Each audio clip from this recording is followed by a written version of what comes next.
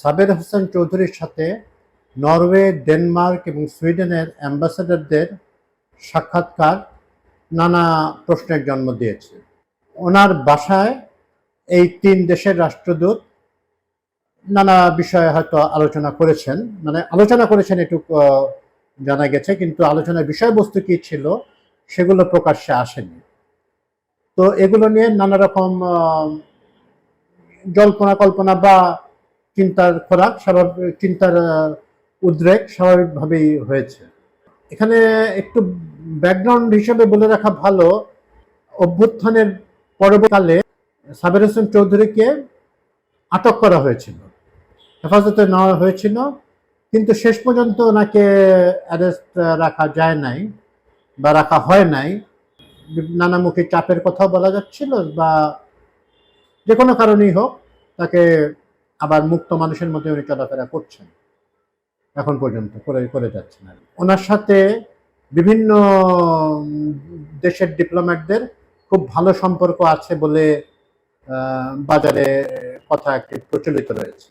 আবার এটাও ঠিক যে শেখ হাসিনার বিরুদ্ধে আওয়ামী লীগের যে এক ধরনের অভ্যুত্থান হয়েছিল 2000 যখন 7-8 কেয়ারটেকার গভর্নমেন্টের সময় মাইনুদ্দিন ফখরুদ্দিনের, সেখানেও নেতা হিসেবে মানে পরবর্তী নেতৃত্বে আসবেন, হাসিনা পরবর্তী নেতৃত্বে আসবেন সাবের হোসেন চৌধুরী, এরকম একটা কথাও তখন বেশ প্রচলিত ছিল, কথাবার্তা বাতাসে ভাসত। তো আওয়ামী লীগের ভিতরে উনি একটা স্পেশাল ফিগার সাবের হোসেন চৌধুরী, এবং উনি অবশ্য এমনিতে একজন সজ্জন মানুষ হিসেবেও তার পরিচিতি রয়েছে। আওয়ামী লীগের ভেতরে ভদ্রলোক হিসেবে প্রচলিত রয়েছে। এই জন্যই হয়তো তাকে কেন্দ্র করে সফট আওয়ামী লীগ যে ন্যারেটিভ, এটা বেশ প্রচলিত হয়েছে। তো এই ৩ রাষ্ট্রদূতের সাথে সাবের হোসেন চৌধুরীর সাক্ষাৎকার বিষয়ে সরকারের অবস্থানটা তারা একরকম ক্লিয়ার করেছে। তারা বলছে এটা যে কোনো অ্যাম্বাসেডর যে কারো বাসায় যেতে পারেন, কিন্তু আমার কথা হচ্ছে সাবের হোসেন চৌধুরী তো আর যে কোনো ব্যক্তি নয়, হ্যাঁ, ওনার বাসাটাও যে কারো বাসা নয়।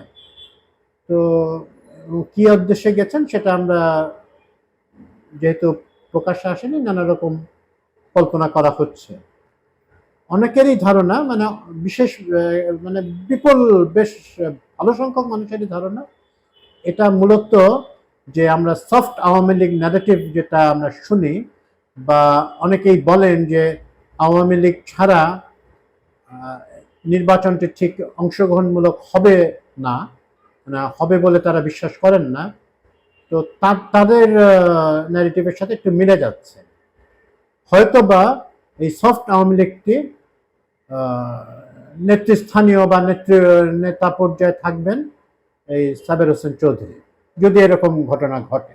আবার এটাও ঠিক যে রাষ্ট্রদূতরা তো তাদের দেশের ইন্টারেস্ট দেখবেন, এবং তারা তাদের যে কোনো কারোর সাথে মিটিং হলে তাদের প্রাপ্ত যে তথ্য সেটা তাদের বন্ধু রাষ্ট্রের রাষ্ট্রদূত বা ওই দেশের সাথেও শেয়ার করবেন। তো একটা ইলেকশন আসছে, ইলেকশন তো একটা বড় ব্যাপার, একটা নতুন সরকার আসছে, অন্তর্বর্তীকালীন সরকার বিদায় নিচ্ছে। সেখানে আওয়ামী লীগ আসবে কিনা বা কি ফর্মে আসবে, এই যে নরম আওয়ামী লীগ বা মানে ওই হাসিনা আওয়ামী লীগ আসার সম্ভাবনা জিরো। এটা তো আর এই ফেব্রুয়ারিতে ইলেকশন হলে তারা কি মানে তাদের অস্তিত্ব নাই, মানে এভাবে ঝটিকা মিছিল করে তো আর ইলেকশনে আসা যায় না। তো আর তাদের কোনো প্রস্তুতি নাই, নিয়ে তারা সব পলাতক।